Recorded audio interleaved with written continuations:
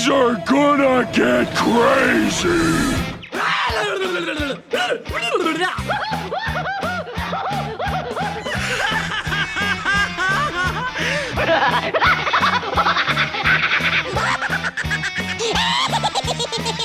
Most everyone's mad here.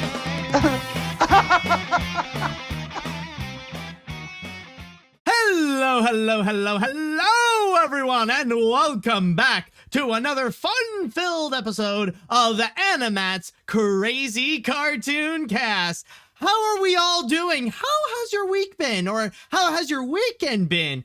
I know mine was pretty fun. It was a little bit of an adventure. Well, not much of an adventure. At the most, I went to IKEA and also I saw some family, but still, it was a nice time all around for me.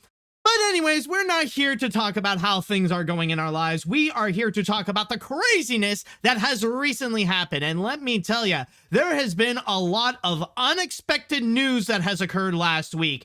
Some of which have been pretty explosive even. And we are going to go and check them out one by one, because this truly will emphasize the craziness that will happen on this episode of AniMat's Crazy Cartoon Cast. So, with all that said and done, I would like to start things off by going into the chat wall. And I want to ask you all, are you ready to start off AniMat's Crazy Cartoon Cast, or at least start off this episode? So let me hear it, folks. Yeah! Are you all ready? Oh, already I keep hearing one from KS19. KS19 is definitely ready there. That is beautiful. And I see the rest of the chat wall is all prepared. And one even mentioned rest in peace, Thick 44. So may that person rest in peace indeed. So without further ado, I believe now it is time that we shall go and get things started. Now, before we do get into the big crazier news that has happened, we will begin with a little appetizer, something a little bit smaller to ease us into the madness that we will have in store. And what I got here is actually going to be technically the first major animated feature to come out in 2023. No, I'm not necessarily referring to the Super Mario movie that's coming out in April. It's actually going to be something that will appear before it. Not on the big screen though, but it will be Netflix's new animated feature that they will have coming up next month. So, without further ado, let us go and begin by checking out the trailer for the upcoming Netflix animated feature, which is The Magician's Elephant. And that was The Magician's Elephant, in which the movie shall be released on March 17th on Netflix. And I gotta say that with this trailer that we got over here, I kind of do see the direction that they are taking with this movie. In a way, there's something about this feature, or at least what the trailer is presenting to us, that feels a lot like a fairy tale. That they're showing us the magician's elephant in a way that they tell you this like simple little story, and then you see the main character going through like small obstacles that feels like something that you would get out of a storybook.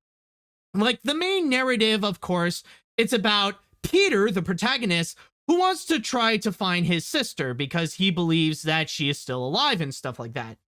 And then suddenly his big operation is to go and get this elephant, because somehow this elephant is going to bring he's going to bring Peter to his sister.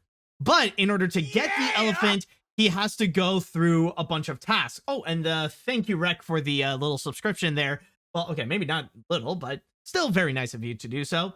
But from there, Peter would have to go and face like these different tasks. And this is where like the fairy tale element really kicks in, where he has to fight the greatest warrior of the kingdom, and then he has to learn how to fly.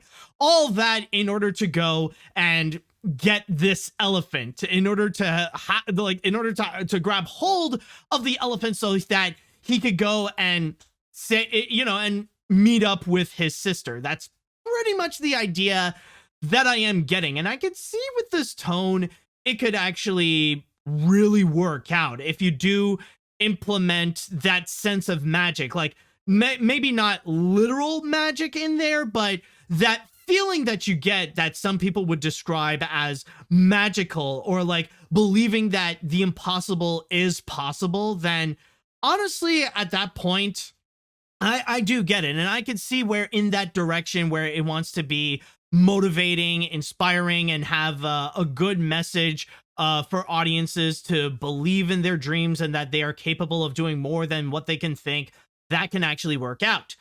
But honestly, I would also say that for the most part, a lot of what they are showing in this trailer is just you know, a lot of it just feels like Like, number one, with the animation, and by the way, there is one thing that is important to note here, and that is the fact that The Magician's Elephant is actually going to be the first animated feature from Animalogic after they got acquired by Netflix. So this is brought to us by Animalogic, the same animation studio that has given us movies such as Happy Feet, the Lego Movie, and just recently DC League of Super Pets. But I don't know, but with this animation, there is a part of it that does look very nice. Like, they managed to capture that grand scale beautifully. Like, I remember there's the one shot where you see like yeah, this one right over here, where you see the town coming to life. And also not to mention that this is another thing that adds to that European feel, because it does look like a typical European town. Like, I don't know specifics, like maybe something based in Italy or maybe Spain or something like that, but there is kind of that European feel that they are grabbing that adds to that fairy tale look to it. But when you do look at the grand scale, like the amount of detail that they would put into the craftsmanship of the world building, or even the amount of colors, like already with this shot, especially with the fountain behind it, like it definitely looks colorful. There are elements that are very appealing to the eye in which they do show. So it is very nice that they are presenting, but at the same time, there's also something about the characters that kind of feels a little bit off. Not too off, but I don't know. There's just something that doesn't seem great. Like, number one, the character design, I don't know. It's like they want to try something a little bit abstract, but they want to implement a lot of realism as well. Like, when I look into this, it almost looks like something out of a stop motion feature, like something that Henry Selick would go and create. But then with the CG, they would try to add realistic details like the pupils or the lips and like even the texture on the clothing or stuff like that. I don't know. There's just something that with this animation, it just there's something about it that feels uncanny, where there's a part of it that wants to be realistic, but there's also a bit of that abstract nature that feels unnatural, where it doesn't really work out. I don't know. Maybe I could be wrong, and maybe by the time that you would actually watch the movie, it's a style that you can get used to, but I don't know. Like, so far, I'm not really gelling with this look. It's just, I don't know. There's just something off about it. But also, at the same time, there is the movements as well. I don't know, like it's the same kind of problem that I had with the DC League of Super Pets with its animation, where the movements kind of feel clunky. There's something about it that doesn't feel as smooth as it could have probably been. Not to say that DC League's animation is bad or anything, but I just feel like I don't know, maybe it's the rendering, or there's something with the way that they move. It's just, it doesn't feel fully natural. It's just like something about it is like it's just a little clunky. Like when you see the movement, like, okay, the elephant is fine, but like when you see like the people just moving around, I don't know, there's something about it that feels a little bit off. I don't know, there's something there. It's a little bit hard to describe, but the best I could say is just that something about their movements or like the flow of their acting, it just feels a bit more clunky. And again, there's just like this tad bit of unnaturalism that just doesn't really work with this.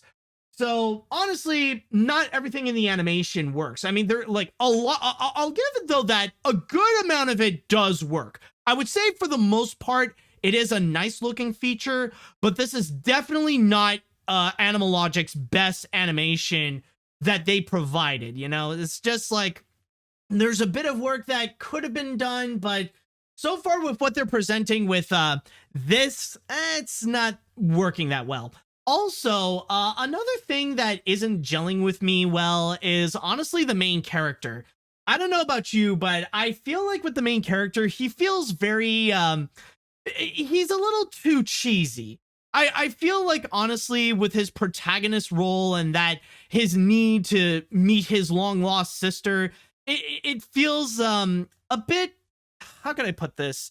Like not just cheesy, but it's also in a way that feels exaggerated where it's hard to take it seriously, like well, or even like maybe it's from his dialogue. Like let's just have a little listen. He gets the elephant. It is my destiny. I must meet my long lost sister. It is my destiny that I go and meet her. Oh, Papa, may I have this elephant to go and find my long lost sister?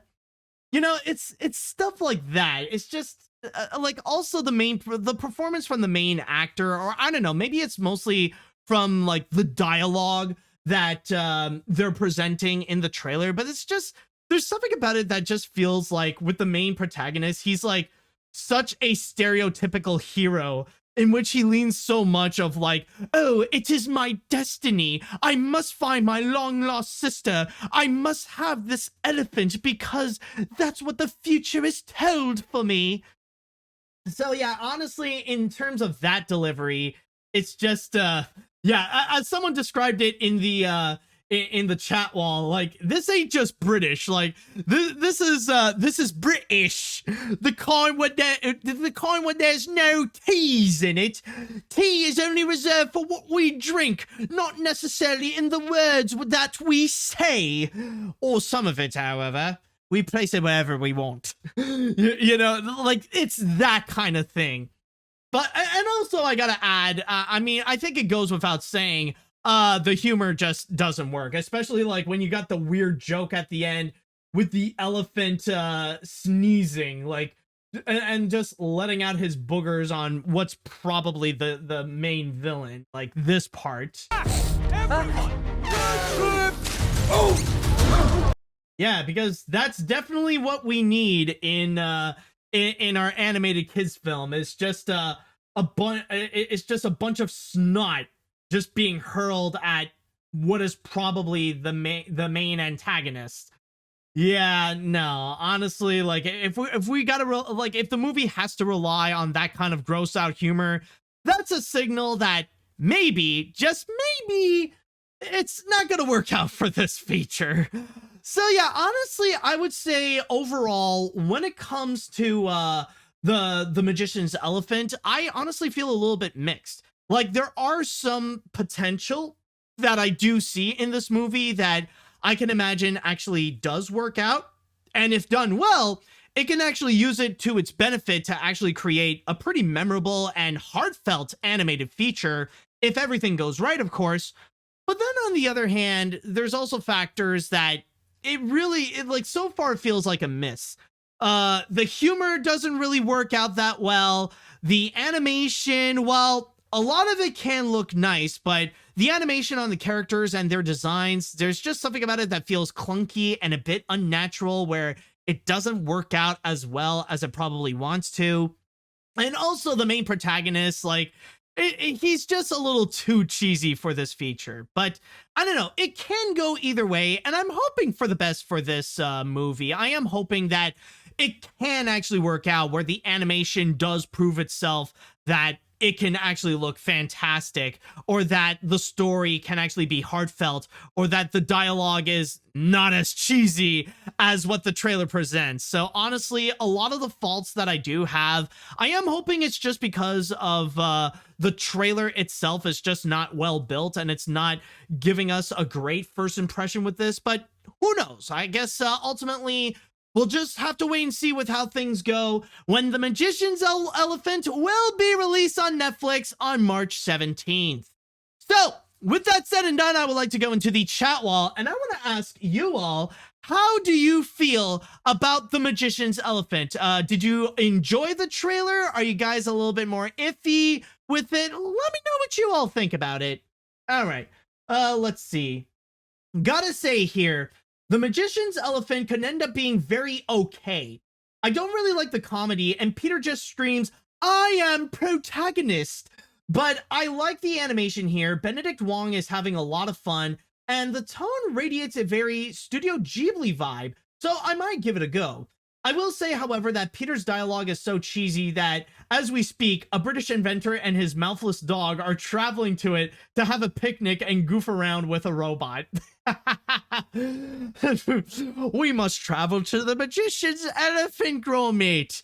We must see the man made of cheese. But, you know, honestly, it's very interesting that you do point out that Studio Ghibli feel.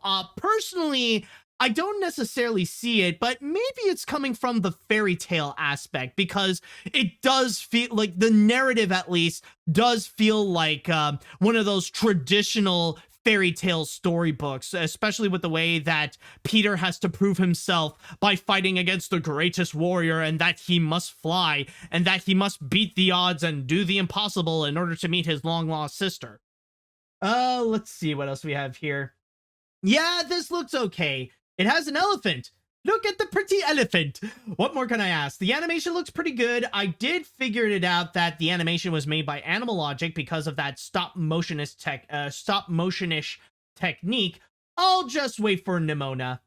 Yeah, seriously, it's been a while since we've heard anything, and I mean, technically, we are in the year of Nimona's release. When is Netflix gonna come out with that? I mean, like, I guess with The Magician's Elephant, that's our little appetizer, but we're here for the main course, man. Where is our blue sky Netflix movie, you know?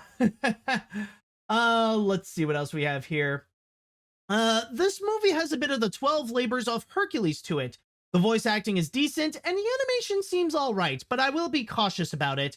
However, if this movie does turn out to be a dud, I will go straight to another movie with fun multiple tasks, and that is the 12 Tasks of Asterix, since that is a brilliant movie.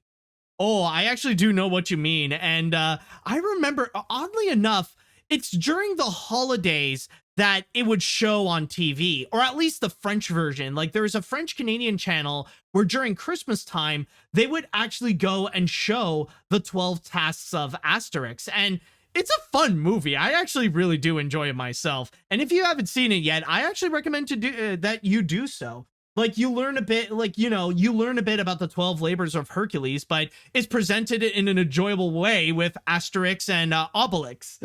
Oh, let's see what else we got. If this boy had the task of grabbing my attention, then he's gonna find it pretty tough to do.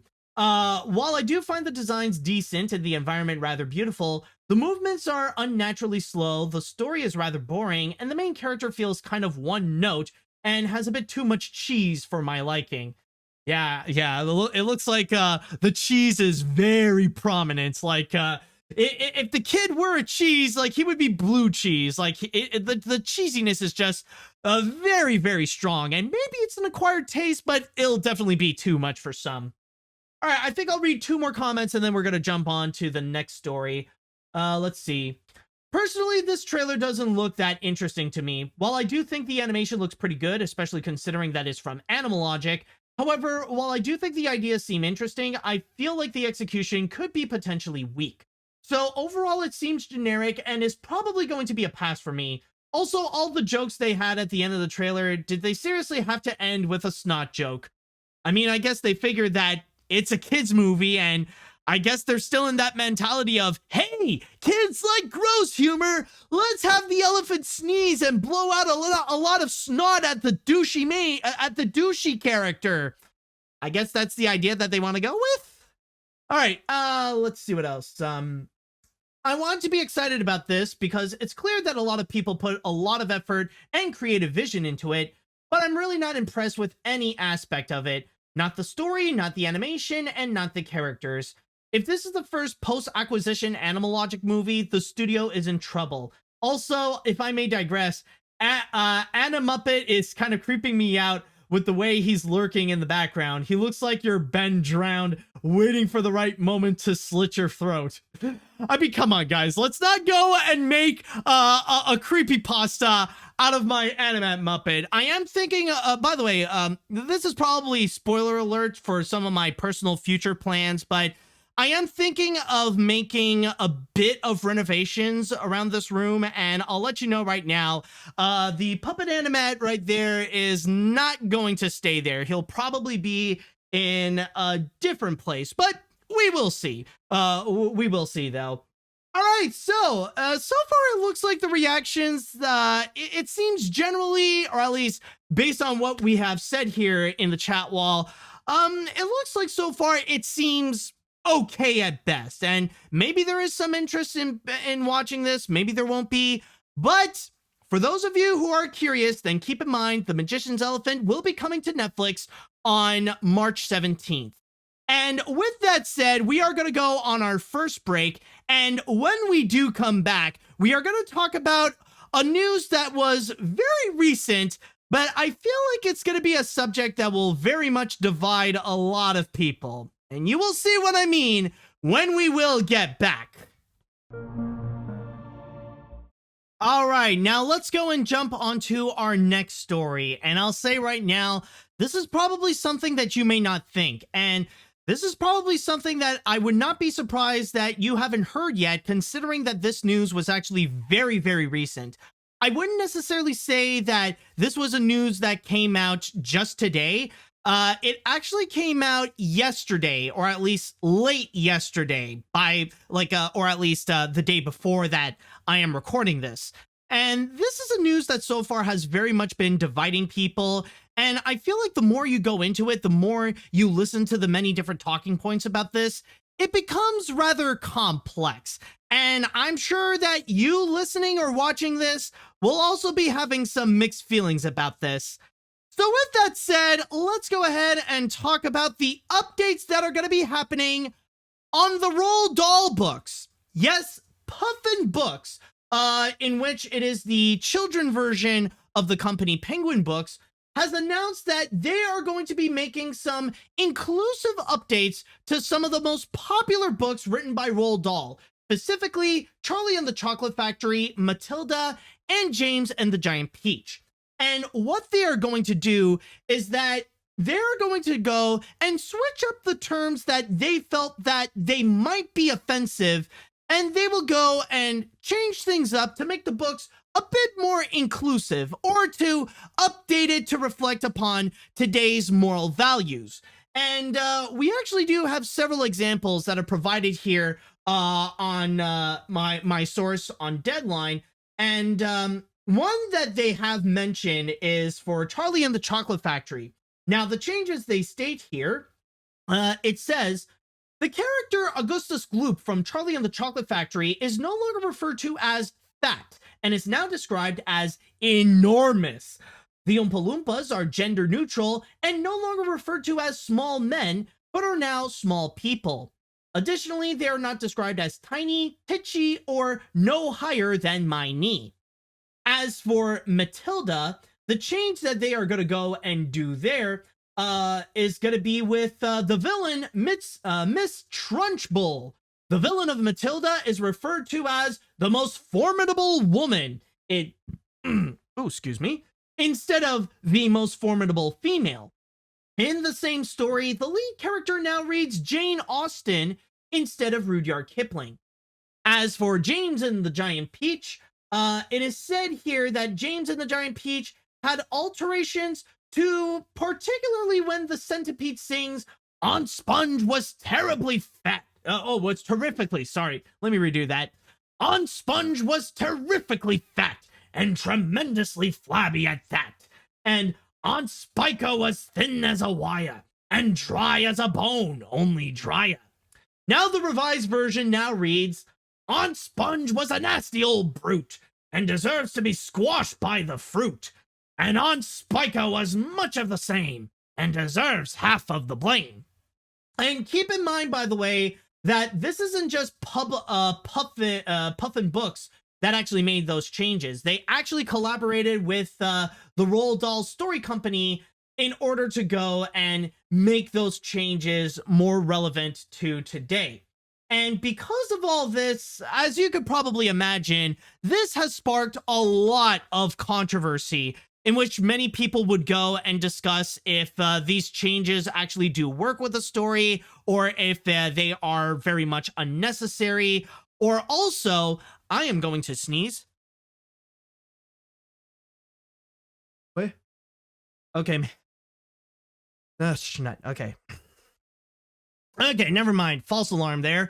But basically, yeah, it caused a lot of controversy. And from there, people would go and debate whether if the changes are unnecessary or not for the plot line, if they do actually reflect upon today's moral standards, and also, are these changes good or bad, or especially, does this would this be categorized as censorship? Would this be part of like this new trend that we have been seeing where there have been some places where they would go and ban books? Is this considered censorship or not? And all that kind of stuff. So that's why people have been having a lot of these controversial discussions because of what they have done with Charlie and the Chocolate Factory. Now, one thing that I just want to state right now, I do understand why they would have to be done in order to go and reflect upon today's moral values. I understand the need to go and try to update some things so that you don't want to go and offend people with the product that you're selling, or else it could really screw over your business, or that you have to go and make some significant updates because there are some things that are pretty outdated. I mean, keep in mind that Roald Dahl has written these books like decades ago, and they were written at a time when things were completely different compared to how things are today. And not to mention how some of Roald Dahl's own views that he would implement onto the book, they don't, you know, they're also outdated and would not fly by today's standards. Like, there are some changes that I do understand, and I think personally I feel like could legitimately work out. Like,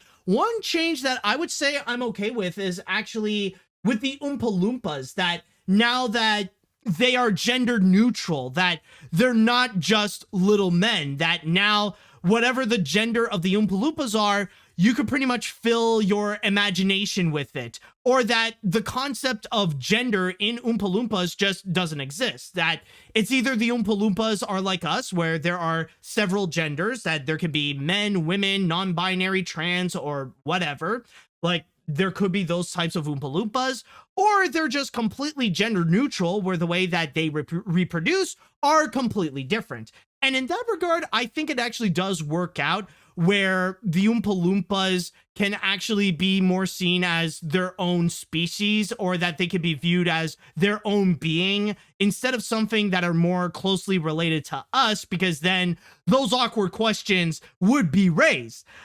Especially like if they are going to go and take the Smurfs route with the Oompa Loompas, then how is it that an all-male society could go and thrive? How would they go and reproduce? I mean, like, I know those are very awkward questions, but, you know, those questions will have to be raised eventually. And I think to go and answer that problem, making them gender neutral or making their gender ambiguous actually does work out. I think, honestly, that is one thing that I feel like would improve the Oompa Loompas to build them up as like their own respective character. But honestly, as for the rest of the changes, even I have to admit, they feel unnecessary. That's where I feel like they cross the line, where I feel like the people who are changing up the book, like they're pretty much guessing about what is considered offensive or what is not, and really taking away a lot of different contexts in order to go and try to seem safe, in order to go and make sure no one would be offended by reading the books. And I feel like a lot of them just feels a bit convoluted, and on that regard, they really don't work. Like, one I feel like is a little bit confusing is in regards to the changes they have to do with on Spiker and on Sponge in the song with what the centipede would go and sing.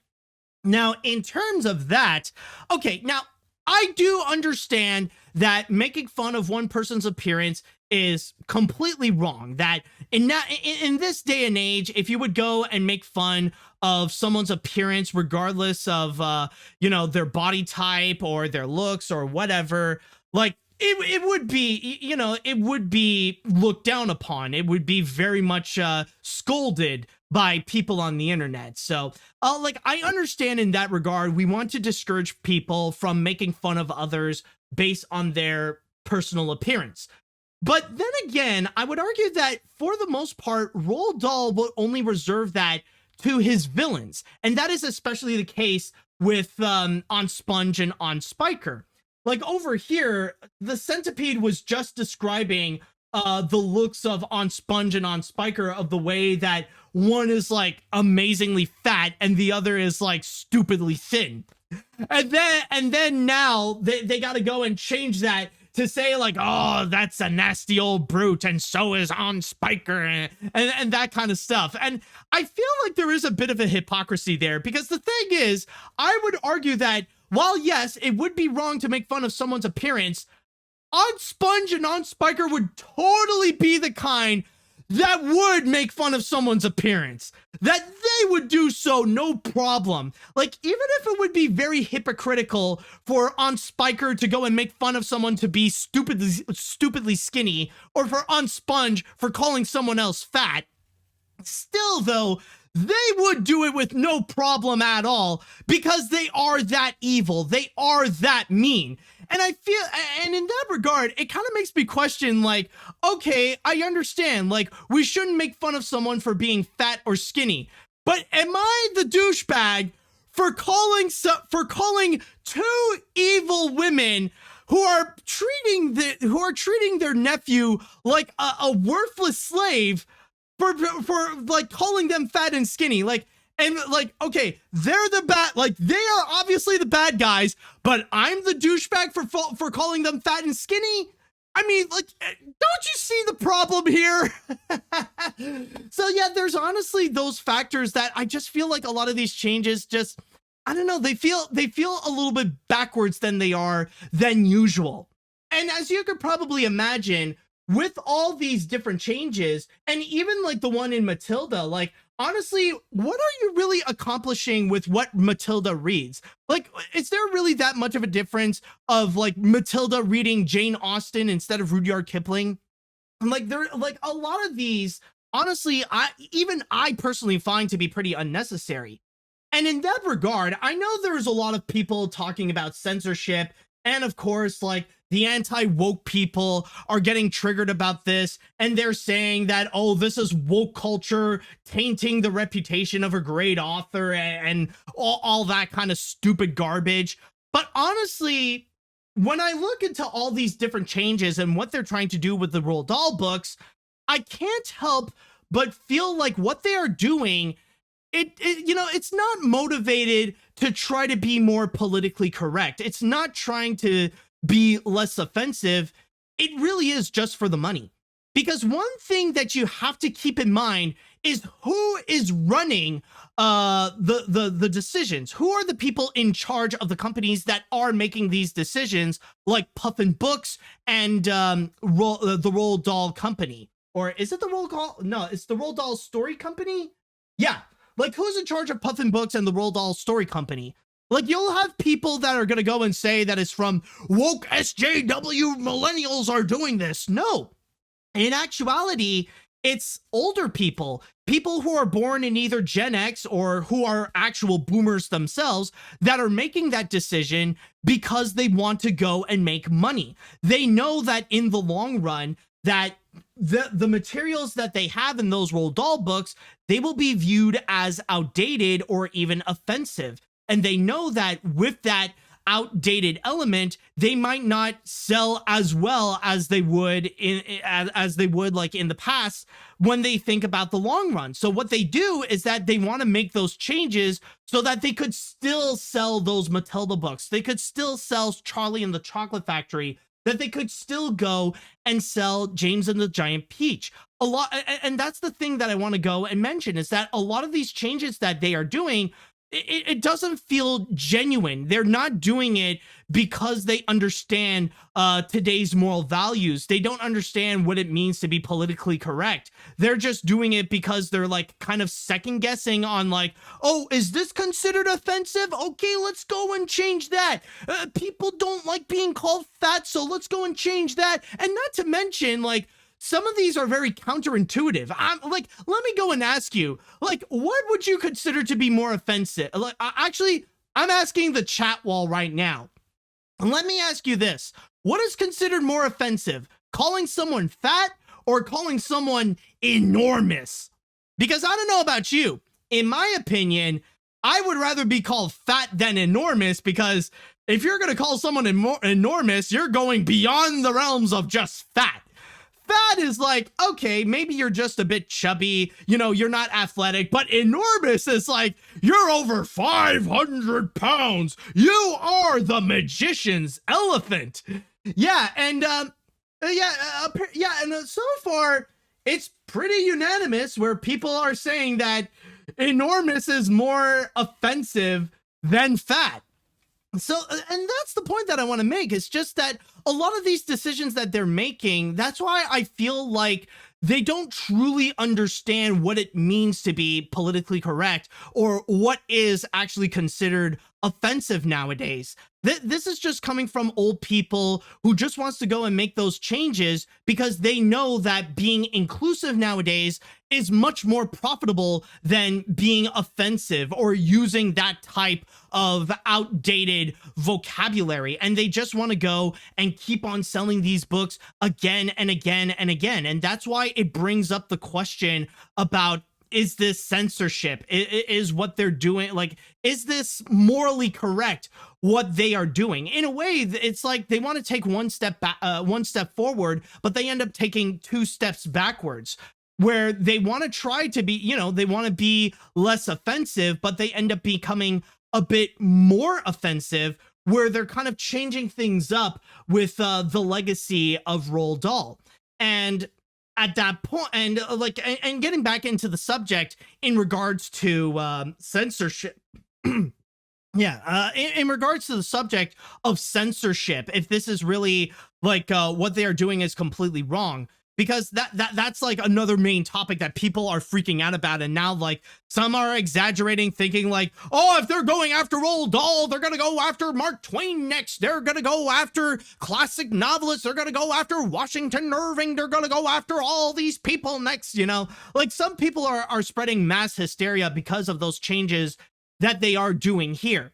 And in that regard, that's when I have to step in and I have to ask those people, like, are they really concerned about the censorship of books? Because I can tell you right now, it is indeed happening right now, especially in the United States. Because when you do look at what's happening in some states in the US, especially red states, there's actually a lot of book banning that's legitimately done. Like, the worst case scenario that you're thinking about with these Roald Dahl books is legitimately happening, and it's actually led by Republican politicians who are doing so. Like, the best example that I could think of is in Florida, where Ron DeSantis is actually pursuing to go and heavily ban books and even criminalizing schools that would offer books to children in classes. And there's been a whole lot of evidence that actually do present that. And so far, that's why I want to go and ask these people who are so emotionally triggered about this news, who are so upset hearing about the changes that they are doing in these Roald Dahl books. Are you really upset about the censorship that's happening in the books? Or are you just upset of the fact that the outdated vocabulary is being censored? Because there is a massive difference about being upset about about changing the words in a book, about thinking about a book's legacy, or about what it means for you to be a bigot in today's society. Because I could tell you right now, if you're perfectly okay with what red states and what politicians like Ron DeSantis are doing by canceling books, by censoring books, and flat out banning books altogether, but you are so, like, if you're fine with that, but you're so upset with what they're doing with the Roald Dahl books, then at that point, You're just worried about your legacy of being a bigot. You're just upset that you can no longer be a bigot in today's age. And at that point, that's just a you problem because you're behaving like a violent criminal, just like any other person who condones hate speech. So in that front, it's honestly a very complicated subject that we are getting into. Is this a good idea of what the Puffin Books is doing with these Roald Dahl books? And at that point, is it the best idea that you could do with them? And some people are saying that maybe it's not a great idea, and some are even suggesting that maybe we just go and make the Roald Dahl books out of print. Like, there have been some legitimate arguments that people are making that the best thing that you can do with these Roald Dahl books, considering that there is some outdated elements, is to make them go out of print and make the legacy of Roald Dahl just gradually disappear so that we could go and make room for more new children's authors, children's authors, so that they could step in and they could provide new classics for kids to read that can be more morally acceptable in today's age.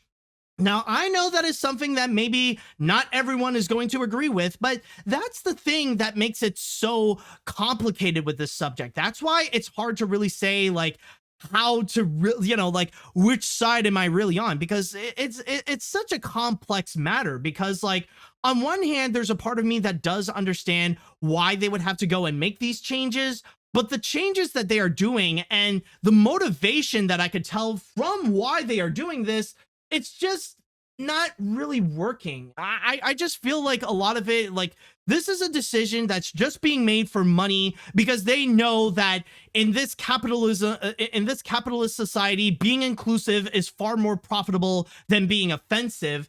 And from there, it feels like it's making the situation a lot worse than it is now. Like, it feels like these people that they're trying to help with the motivation of making more money, but they're really setting things back by doing so. And honestly, it puts the reputation and the legacy of Roald Dahl on the line, where is it even a good idea to actually go and do this? Or should we even, like, republish these books again and again and again? What should we do with it? I honestly don't know.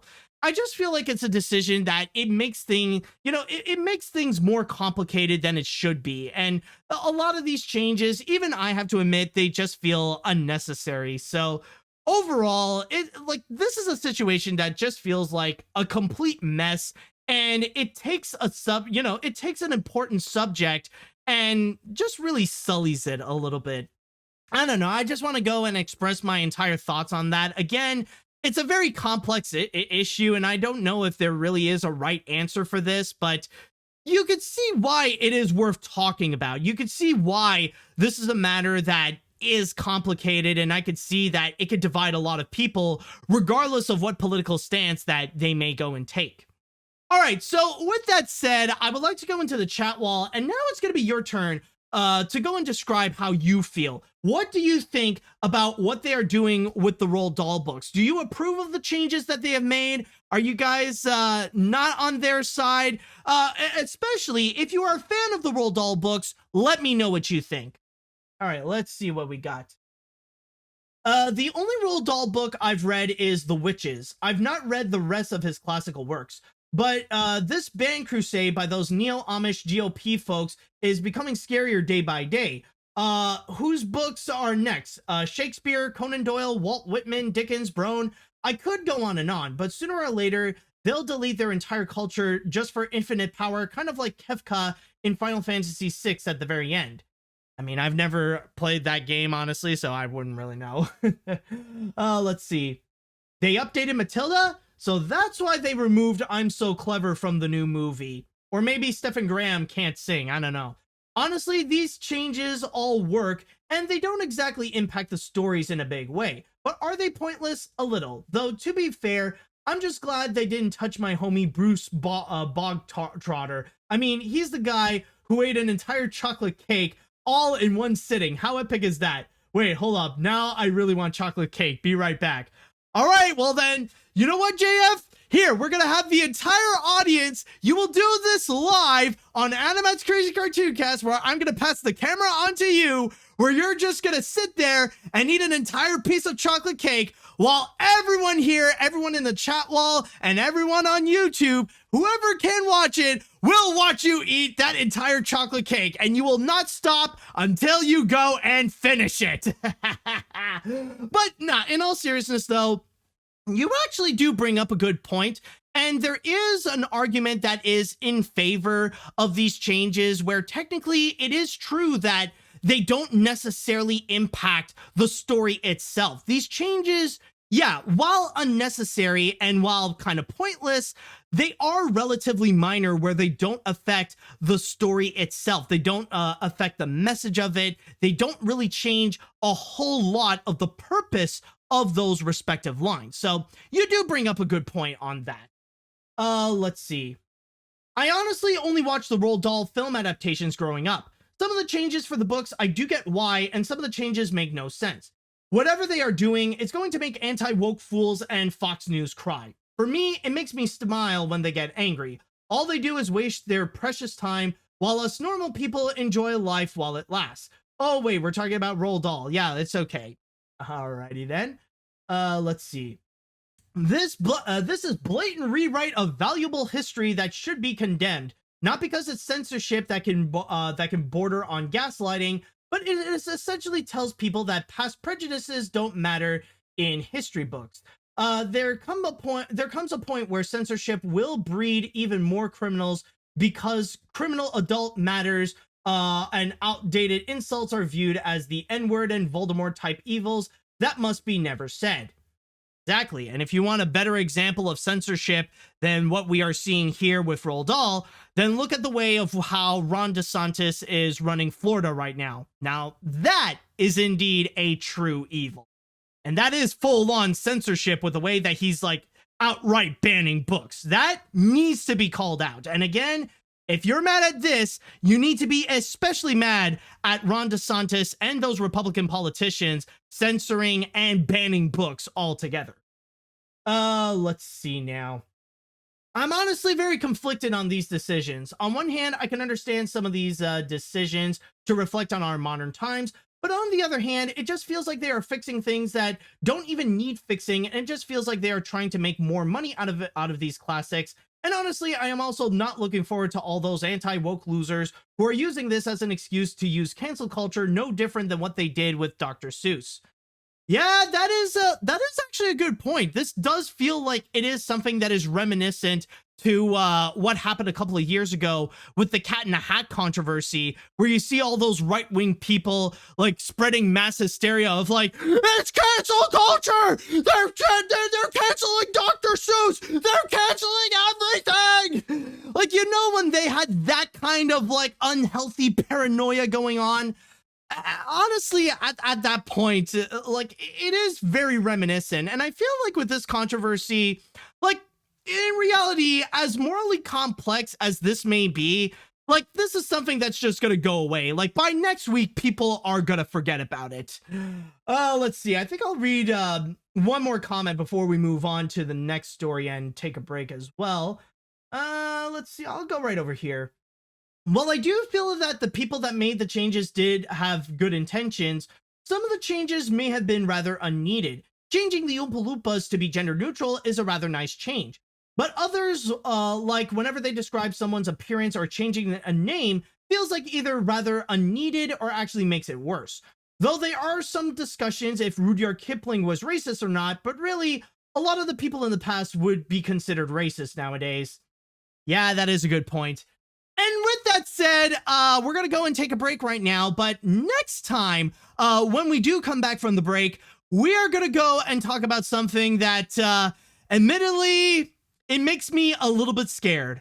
I've seen a lot of changes on the website, but never in the levels like this. Okay, now, moving forward to our next story.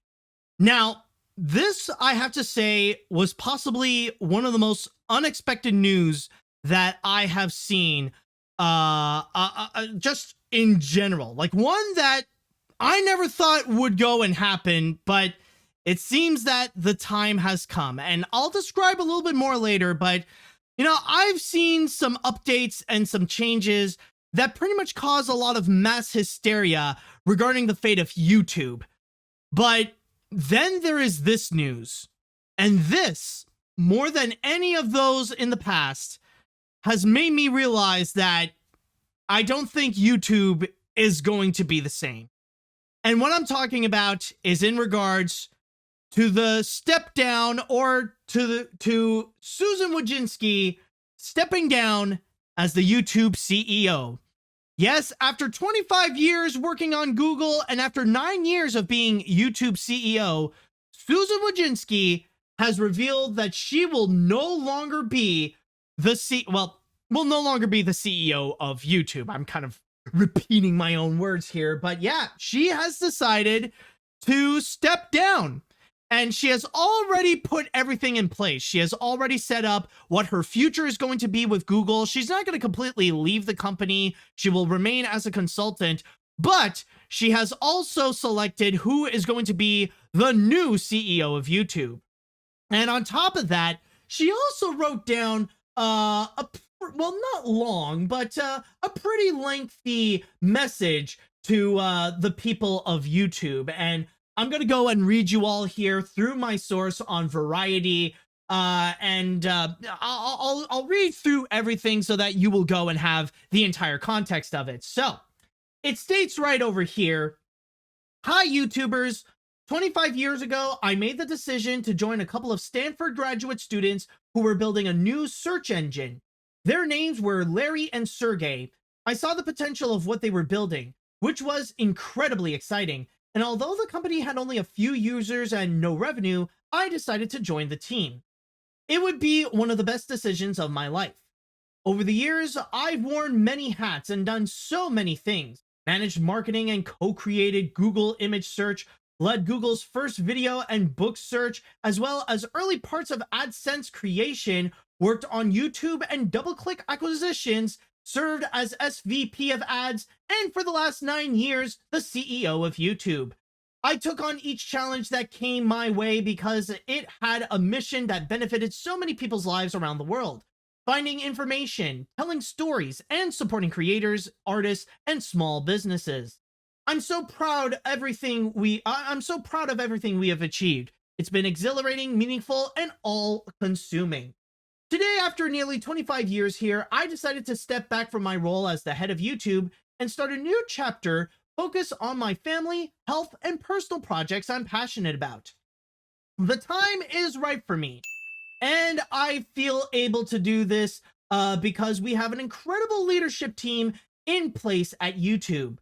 When I joined YouTube 9 years ago, one of my first priorities was bringing in an incredible leadership team. Neil Mohan, one of those leaders, and he'll be the SVP and new head of YouTube. I spent nearly 15 years of my career working with Neil, first when he came over to Google with the DoubleClick acquisition in 2007, and as his role grew to become the SVP of display and video ads, he became YouTube's chief product officer in 2015.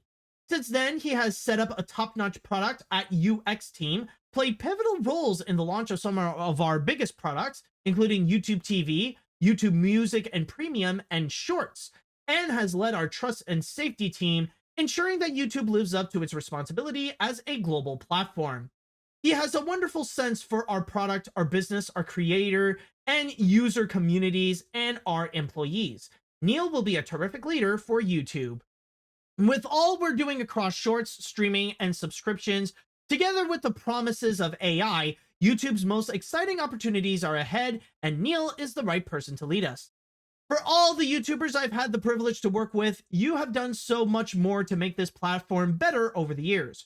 YouTube created the largest creative economy the world has ever seen, enabled entirely new forms of art and storytelling, and supported millions of creators and artists to reach new audiences, all while investing in responsible growth so that this brilliant community of creators, artists, viewers, and advertisers could not only coexist, but thrive together.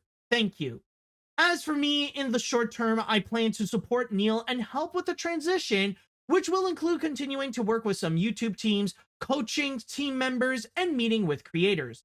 In the longer term, I've agreed with Sundar to take on an advisory role across Google and Alphabet.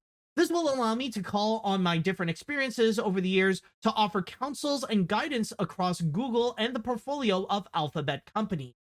In an incredibly important time for Google, it reminds me of the early years. Incredible product and technology innovation, huge opportunities, and a healthy disregard for the impossible. And beyond that, I'll still be around, so I'll have a chance to thank the thousands of people from all across the company and the world who I've worked with and learned from. But for now, I want to thank Sundar for his leadership, support, and vision over the years. I also want to thank Larry and Sergey for inviting me on what has truly been an adventure of a lifetime. I've always dreamed of working for a company with a mission that could change the world for the better. Thanks to you and your vision, I got the chance to live that dream. It has been an absolute privilege to be a part of it, and I'm excited for what's next. Thank you for everything, Susan. So that's pretty much the big thing. She's no longer YouTube CEO. She'll only be an advisor for Google and Alphabet in the long run. And we have a brand new CEO who is called Neil Mohan. Now, I just want to go and state this. Over the years that I have been on YouTube, I have seen so many updates and changes and policies added in which it pretty much freaked the entire internet out. I've seen several adpocalypses. I've seen several YouTube is over parties.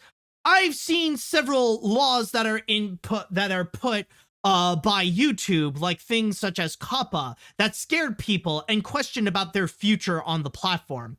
I've seen so many things over the years, and usually with those changes and with those updates and with those things that would happen, usually the long-term effect would actually be kind of minimal. That things would ultimately turn out to be okay, and that YouTube, for the most part, remained the same throughout. It's a pretty problematic platform, but still, it didn't affect people as much as they probably expected. But this over here, the change of leadership, now that is something that I knew when I first saw that this is big. Like, this is legitimately something that I know would change the course of YouTube as we know it. Because usually the biggest changes would happen when there is a change of leadership. That's what I've learned when looking into the history of Disney, where you could tell how things are different under the leadership of either Michael Eisner or Bob Iger, or even not too long ago with Bob Chapek. You could tell that you got those different eras based on the leadership that they would have. And when it comes to Susan Wojcicki, yeah, she definitely left an impact. And I would say not a good one at that. I'll even say that she doesn't necessarily have a great relationship when it comes to YouTubers, where a lot of the policy changes or a lot of the things that YouTube would do under her leadership has been heavily criticized and has been met with backlash again and again and again, where they would change up a lot of unnecessary stuff, but leave a lot of the problematic elements on YouTube remain intact. Now, granted, there have been a few things that they would go and improve over the years on YouTube, but for a lot of it, though, they are a major issue, a lot of which it seems that to this day, YouTube has yet to go and fix up. And usually people would go and immediately pin the blame on Susan Wojcicki for that. So hearing about this change, that's going to be a big deal, because now it's going to be the new leadership to show us how they are going to go and change things up. Maybe those changes are going to be for the better, or maybe there are going to be changes that are going to be for the worse. I know that for me personally, as a YouTuber, there are some changes I would love to see YouTube to go and make. Like, first and foremost, I want to see a lot more transparency from YouTube to tell us what's actually going on behind the scenes, or especially tell us what the algorithm wants. Help our, actually make us, actually go and help our businesses by telling us what is it that the algorithm actually wants us to go and create so that we can go and make more of that content that they like, so that we can make our businesses better, so that our numbers could actually grow, and that we can actually turn this into a job where we can make a decent livable wage.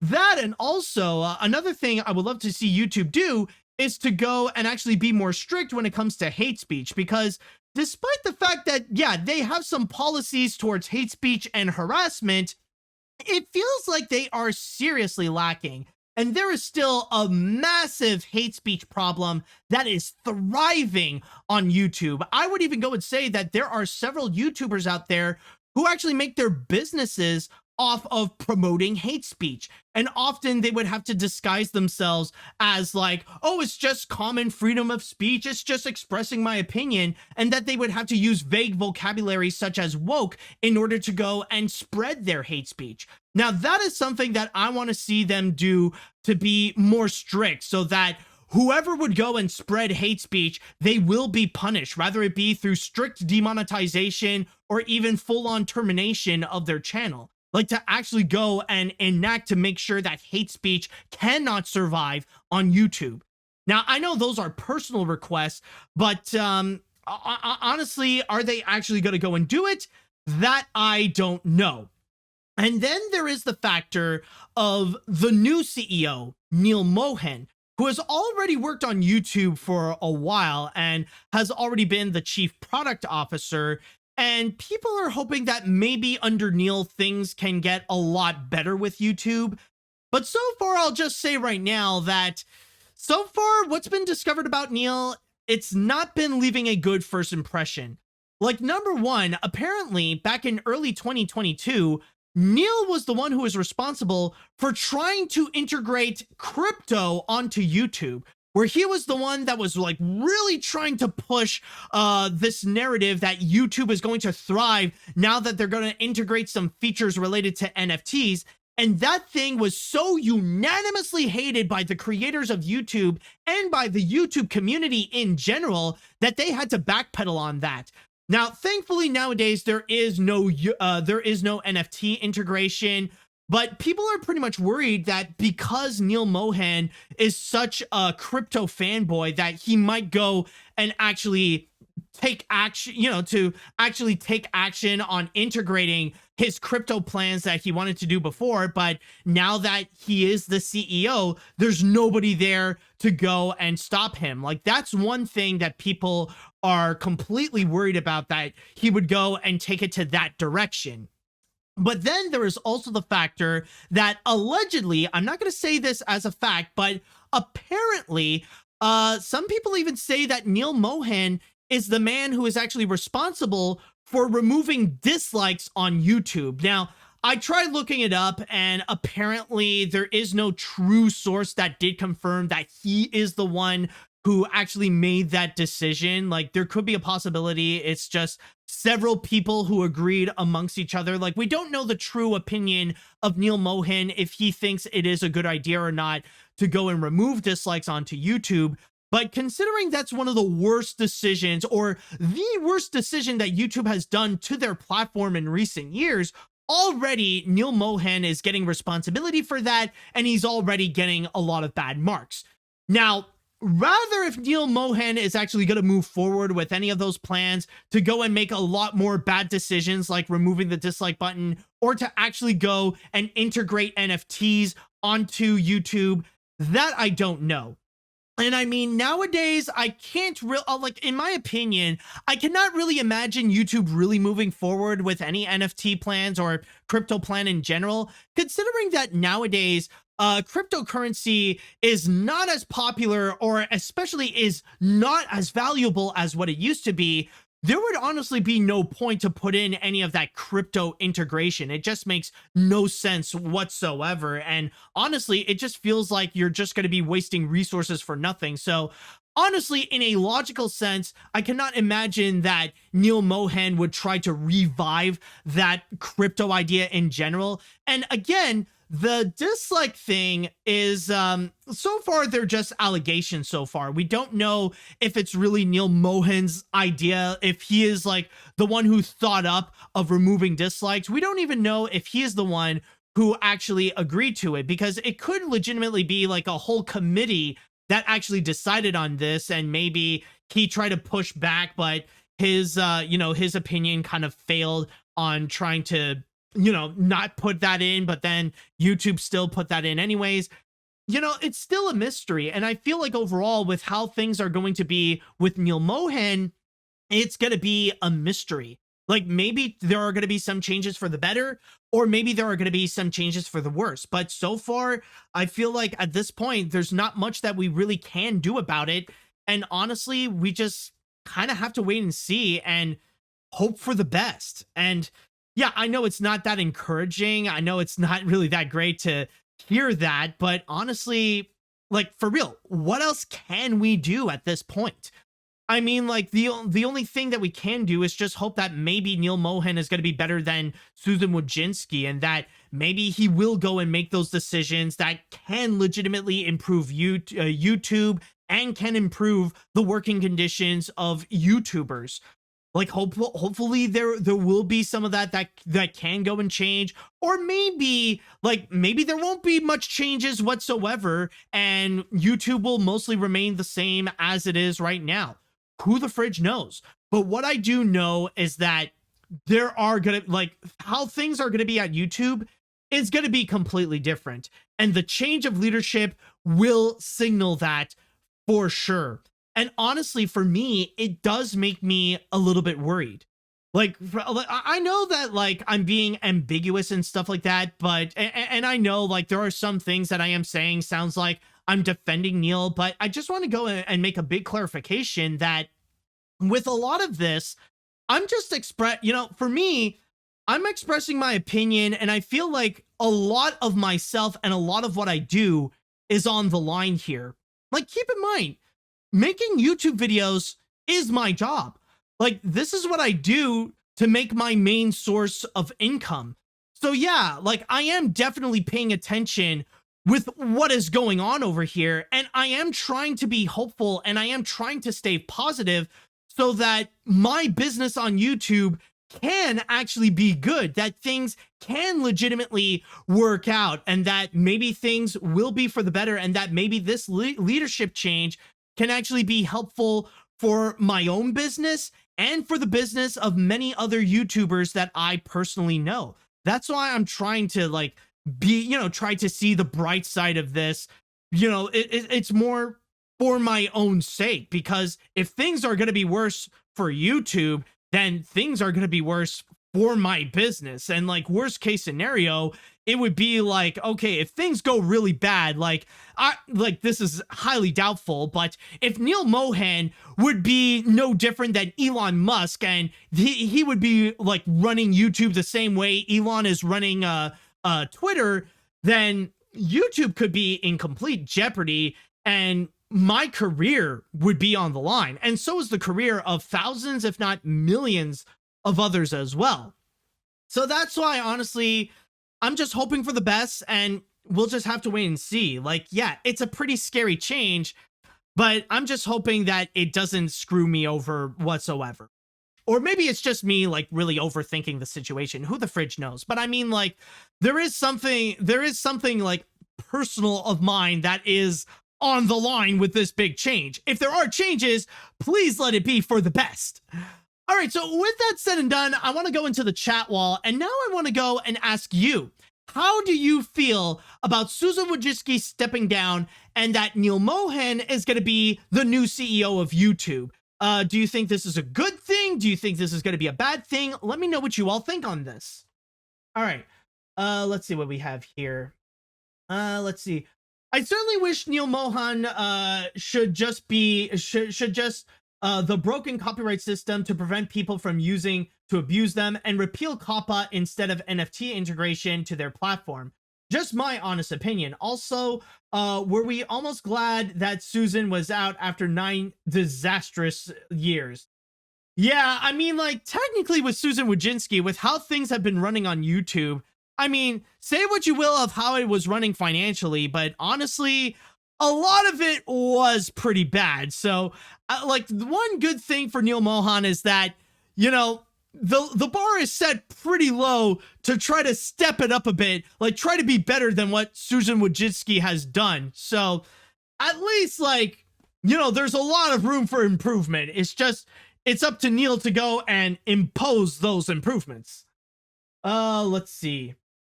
Susan Wojcicki was one of the reasons why YouTube had a massive downfall for a while and also caused so much problems with fair use, copyright claims, YouTube Rewind, anti-woke idiots grifting away from real content creators, and low monetization from actual creators that worked hard on making good videos. But on the bright side, YouTube did help me gain a small career in making videos, and yes, I'm in the YouTube Partner Program. As for the new CEO, it's a mystery for now. Yeah, exactly. Let's see. I think it's safe to say that we are going to see some big changes with YouTube, with how Susan Wojcicki leaving YouTube and giving Neil Mohan might be a bad idea, especially with someone who is invested into NFTs. All I can hope for is the best for YouTube and hope things will be fine. Seriously, right now it's like that Megamind meme. Hooray, we are saved! I would say that I wouldn't say saved. More like under new management. All right, let's see now. Well, I couldn't find chocolate cake, but I got salami. Anyways, this news is the news is that it came from the Megamind of that. Oh, okay, well, I already quoted that. Anyways, I'm glad Wojcicki is stepping down, but man, they couldn't have picked a worse replacement. I could be wrong so far, but for now, I'm not optimistic. He will be redeemed if he puts my videos back on the site. Seriously, half of my videos is gone, and they're all of penguins. Yeah, I mean, who knows? Like, the only thing that I am hoping for is that, like, you know, like, if we are going to set, like, the lowest standard, I'm just hoping that Neil Mohan won't be running YouTube the same way Elon Musk is running Twitter, because in that case, then it would be a guarantee that it would be the end of YouTube right there. Let's see what else we got. Did I read that one? Okay, yeah. No, I did. Anyways, I don't know how YouTube will become in the next few months given the new change of leadership. I predict things will get worse from here. I watch YouTube videos for years, especially seeing some changes throughout the years, but I don't want the new CEO of YouTube do something stupid like NFTs, for example, but if so, then I'll continue to be frustrated with the news. I mean, you gotta keep in mind, though, like, one thing to add context is that it was early last year. Like, I think even just a complete year ago that Neil Mohan tried to go and integrate NFTs and got heavy amount of backlash on it. So hopefully he will learn his lesson and that he will understand that nowadays NFTs don't really have value anymore, especially when compared to last year when, like, it was around its peak. So maybe he's not going to do anything with NFTs. So let's just hope at that. Anyways, let's see. YouTube has done a lot of good and bad things throughout its history, but now that we have gotten a new CEO and we have no idea what will be happening, the very thought of it is just terrifying. As with the case of Gonzalez versus Google going as well, the internet could be changing in a big way soon. Right now, we can only hope that Neil Mohan can actually do good and actually communicate with its content creators, but that's the thing. We can only hope. Exactly, just like what you said. And oh boy, that Gonzalez versus YouTube, that Gonzalez versus Google case, yeah, I don't think I want to think about it because, yeah, that thing is a whole subject in itself, and that is a whole terrifying thing right there. Let's see, what else do we have? All right, no, I've already read that one. I think I'll read one more comment and then we're gonna jump on to the next story. Okay, here we go. After seeing that Susan Wojcicki is stepping down, I'm pretty shocked and worried about the future of the platform. YouTube has already been on a downward spiral with so many bad decisions, including COPPA, removing dislikes, and disabling comments. As for the new CEO, I don't know, man. Let's hope he didn't implement NFTs in it. All I can do is wish him that he'll stop ElsaGate because apparently it's coming back. Really? There's more ElsaGate coming? I thought we got rid of that crap a long time ago. All right, but anyways, we're gonna go on to a break, and we're like, speaking of big changes, we're gonna go and talk about another company that's going to be making some changes, But we don't have to hope that things are going to be for the best with this company, because these changes, I could say, are very promising. So we will be right back and talk about that. All right, now moving forward to our next story. I know that the changes that I mentioned with YouTube sounds pretty scary, and we don't know how things are going to be with YouTube. But when it comes to our next story over here, they have also announced some big changes, but these ones, I can tell you right now, they're being transparent so far about it. And the ideas that they're suggesting, yeah, these, not only do I think that they are great, but they are very well needed. All right. Excuse me. Just needs to have like a little burp to come out there. But anyways, with that said, let's go on to our next story and talk about what is happening with Disney. Yes, now, the last time we talked about Disney, there has been a series of good news and bad news that came out of it. On one hand, it sounds pretty exciting that Disney would go and make some big name sequels like Frozen 3, Toy Story 5, and Zootopia 2, along with putting in an Avatar section onto Disneyland.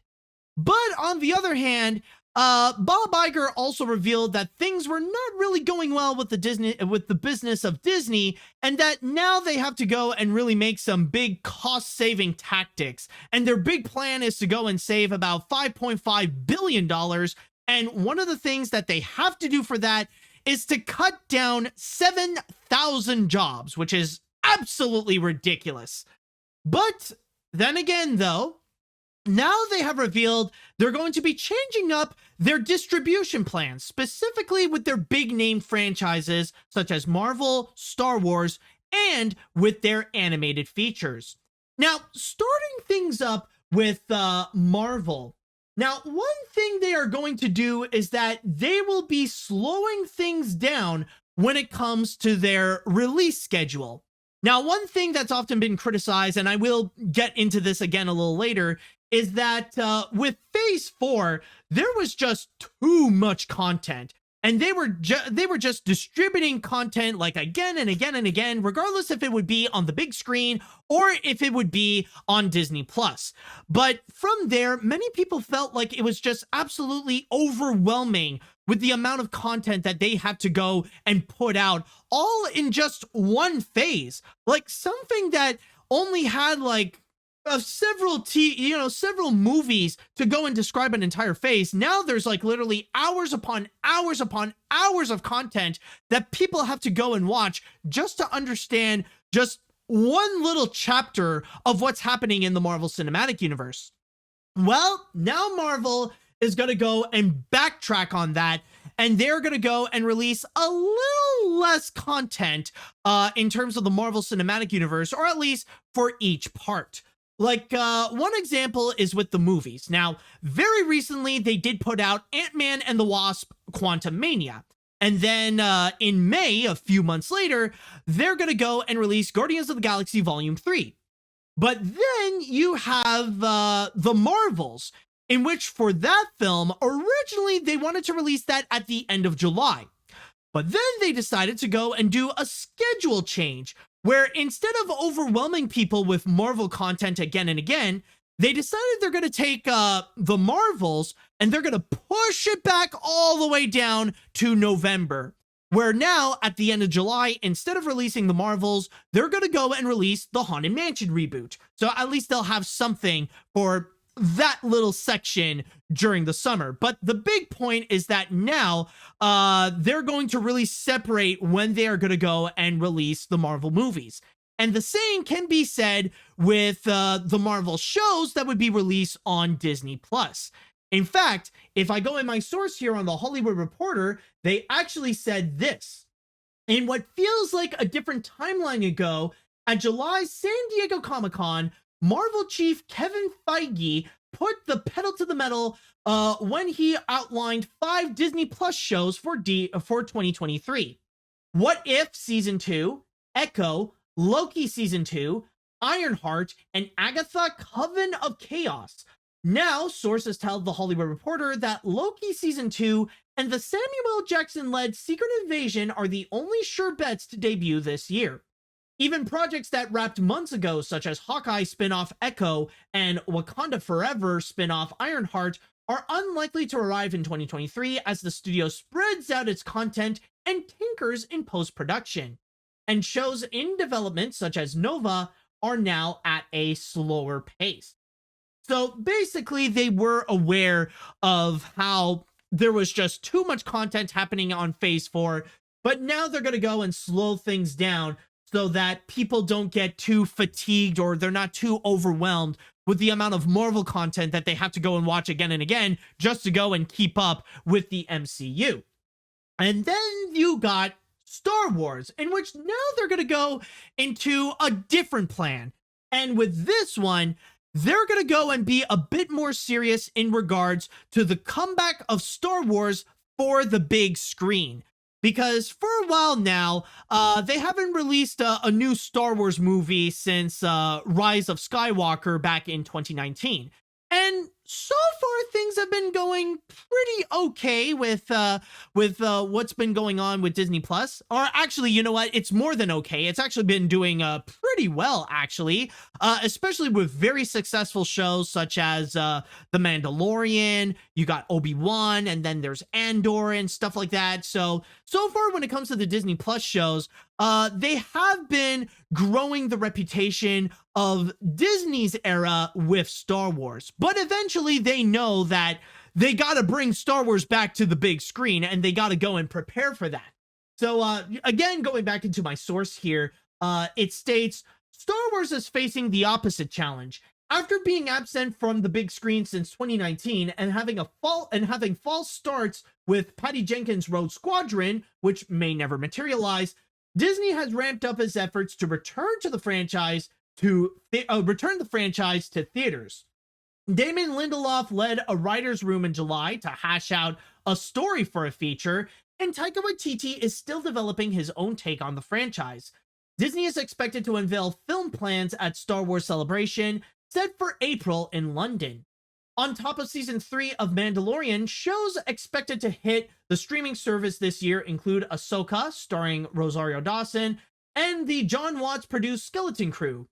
Lucasfilms may ramp up, but will still have to abide by the same fiscal discipline as the rest of the company.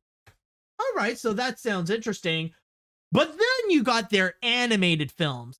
And that is something they know is a major priority that they have to change. Now, they are aware that 2022 has been, well, honestly, a pretty crappy year for Disney animation, both for Disney and Pixar, especially when the movies that they release in theaters, Lightyear and Strange World, they have been box office bombs. And despite all the numerous of reasons people would go and point out why is it that those movies flopped, they know that the biggest reason of them all is because of how audiences were too used to watching Disney's animated movies on Disney Plus, especially with their big releases. That ever since the pandemic, with movies like Soul, Luca, Raya and the Last Dragon, Encanto, and Turning Red, people have just been adjusted to just wait until Disney would go and release their next big animated feature onto Disney Plus, and we'll just go and enjoy it at home. And that's even the case with Encanto and Strange World, where they didn't get any form of popularity until they were released on Disney Plus a month after their initial release on the big screen, where what Disney would do is that they would go and release the films on American Thanksgiving, and then when it's around the time of the holidays, like around Christmas, that's when they would go and just immediately place it on Disney Plus. Now that they are immediately going to go and correct, where now with their next animated features with Pixar's Elemental and Disney Animation's Wish, they are going to stay on the big screen for much longer.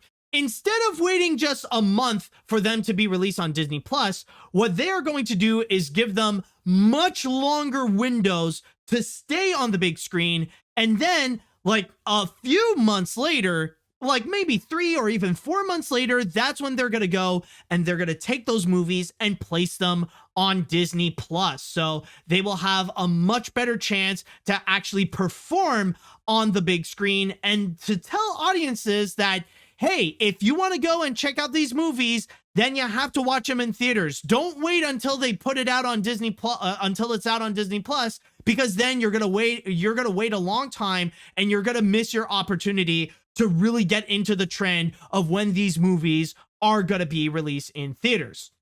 Now, with all that said, now you can pretty much tell why is it that I feel like this is a much needed change that Disney has to do with all of these franchises, not just with the animated films, but with every single one of them.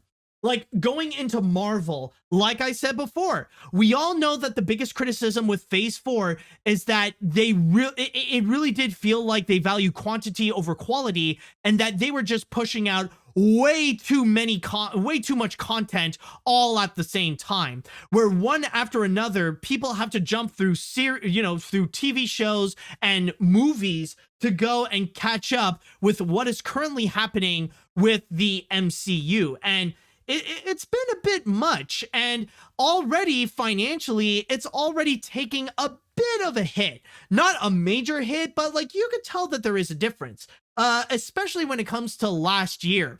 Like when you do look at the movies such as Multiverse of Madness, Wakanda Forever, and Love and Thunder, now there's no denying that those movies were box office hits. They were great successes.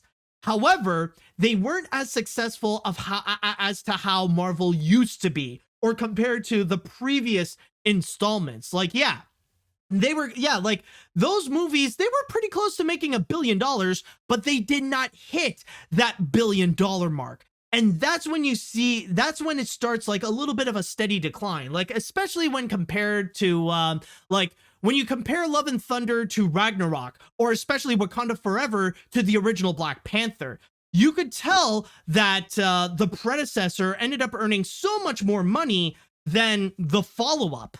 And that is something that Disney has noticed, that a big part of it is because fans were just too overwhelmed, and that they have to keep on playing catch up because of all the shows that they would release on Disney Plus, like with WandaVision, with Miss Marvel, with Moon Knight, and several others, and even with What If and all that kind of stuff. There was just too much happening all at the same time. So now they realize that because of like pushing all that content at the same time, they really are making that alleged franchise fatigue to actually come true. Like that's what's actually becoming a reality. And from there, they realize that they got to push back. In order to stop people from having that fatigue, they can only go and give them just a little bit at a time of the shows and the movies that they have to do. If they want people to keep following the story, then they have to follow it at a steady pace, instead of like really like forcing people into binging like one after another. So in that regard, I feel like this is a very smart move, and this is very well needed in order to keep in order to keep the MCU going and to keep everyone engaged with it. Like, you got to find that right steady pace, that it doesn't feel like it's too much or if it's too little. And then the next one you got is Star Wars. And that's another one that I feel like, yeah, I'm sure there is a bit of a priority there in order to really go big with the Star Wars stuff. In my opinion, I feel like right now with what they are doing with Disney Plus, so far it's been going pretty well. In fact, I feel like it is currently what Star Wars is doing with Disney Plus is what Marvel should be doing with Disney Plus. Where yeah, we are getting a bunch of content where they, like, even last year where they would go and release stuff like Obi-Wan, and then they would also release what else did they put out? Like, they put out Andor and stuff like that. Like, you know, like, we got a bunch of Star Wars content, but they're not giving us way too much Star Wars content. And if we want to go and follow like the big main narrative of what's happening in the world of Star Wars, then there are some things that can be optional as well. Like you don't have to go and watch like some shows, like you don't have to go and watch something like Star Wars Visions, or you don't like, or maybe like if you don't care about what happened in the past, you don't have to go and watch Obi-Wan or something like that, but they are delivering those options. And like, it feels like there is a good steady pace with it, but we know that eventually Star Wars has to come back to the big screen. And they know that if they are going to be bringing Star Wars back, they got to go and make that a big deal, and they got to refine it in order to make sure that it works, or at least that the reception that they would get is more similar to what they would have with shows like Mandalorian or Andor compared to something like Rise of Skywalker. So it is good to know that they are planning on that big return, and maybe we will hear more in April what they are going to do with it. But at least it's good to know, like, yeah, they know that with Star Wars, it's got to come back on the big screen if it really wants to go and thrive as a major franchise. And then there is the animated films. And yes, that is something that, like, I've already pretty much explained a whole lot of it when talking about that with the news. I think, honestly, I definitely do agree. Like, we need longer theatrical windows. Like, if if Disney wishes to make their animated features successful on the big screen again, then that's one thing that they have to do, especially if they want to regain the trust of movie theaters, because we know that their relationship with movie theater chains have been pretty rocky throughout the pandemic, especially during the times like in 2021 with Raya and with Encanto. Like, we all know how movie theaters were pretty upset with some of the options that Disney was offering to people instead of making them go to the big screen. I think really that this is more of a case that is very much win-win. Because, like, one thing that is worth noting, by the way, that Disney has yet to have a successful animated feature to become a box office hit since Frozen 2 back in 2019, before the pandemic. So I think, honestly, with this strategy, with what they are doing right now with Elemental and Wish, I think this could actually really work out. Now, I will admit that with Elemental, that's going to be a little bit tricky to see that become very successful. Like, unless, like, it is absolutely amazing in the levels of, like, Pixar's reputation of what they were known for before, like with movies such as The Incredibles, Ratatouille, WALL-E, and stuff like that. Like, if it really is Pixar levels of amazing, like, if it's not that, then it's going to be hard to see how Elemental is going to be compared to the massive competition that it's going to be facing with movies like The Little Mermaid remake, Across the Spider-Verse, The Flash, Indiana Jones, and many, many more. So I know for a fact that with Elemental, it's going to be facing a lot of major competition. But I will say that Wish, on the other hand, I could see that become very successful. I think that one is I think that one has a higher chance of becoming a big box office hit, more so than Elemental. But then again, we will have to wait and see with how things are going to go in this. I could totally be wrong, and maybe Elemental will be more of a hit, more so than Wish. But overall, though, either way, I do feel like this strategy, yeah, if you want to go and make Disney animated films a box office hit again, then this is a step in the right direction. So overall, with all these changes that Disney is doing, honestly, it gives me confidence with how things are running at the company. And again, honestly, it makes me, it gives me more confidence with how Bob Iger is running things at Disney, that now that he is back after getting rid of Bob Chapek, like, it does give me more confidence that Disney is going to be in a position where they will be a lot better, that they will be back in their position that they once were with, like how it was back in 2019.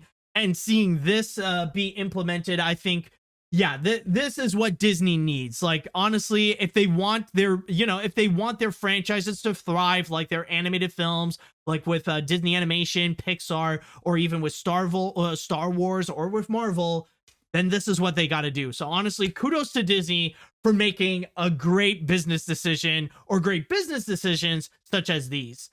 All right, so with that said and done, I would like to go into the chat wall, and it's time I'd like to ask you all, how do you feel about the changes that Disney is doing with Disney Animation, Pixar, Marvel, and Star Wars? Do you think it's a great idea? Do you have any concerns about what they are doing? Let me know what you think.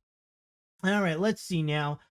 I think it's for the best that Marvel needs to slow down with these contents. I heard Ant-Man and Quantumania was a failure to critics, and some Marvel shows that are It's no wonder Marvel's Phase 4 is going a bit downhill from there. But hearing this news is for the best because we're tired of seeing Marvel shows after Marvel movies showed up everywhere.